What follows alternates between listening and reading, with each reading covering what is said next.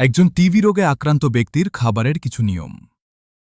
TB রোগে যেহেতু ওজন কমে যায়, তাই এমন ফল খাওয়া উচিত যা শরীরের ক্লান্তি দূর করে দ্রুত ওজন বাড়াতে সাহায্য করে।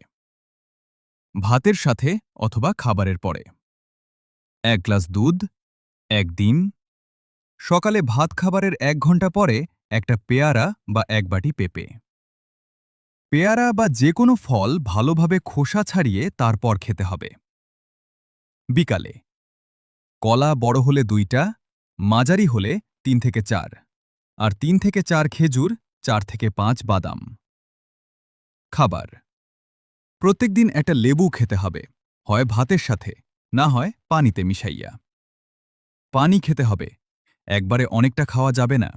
গরম করে ফুটিয়ে হালকা কুসুম গরম পানি খাইতে হবে। ফ্রিজের পানি খাওয়া যাবে না।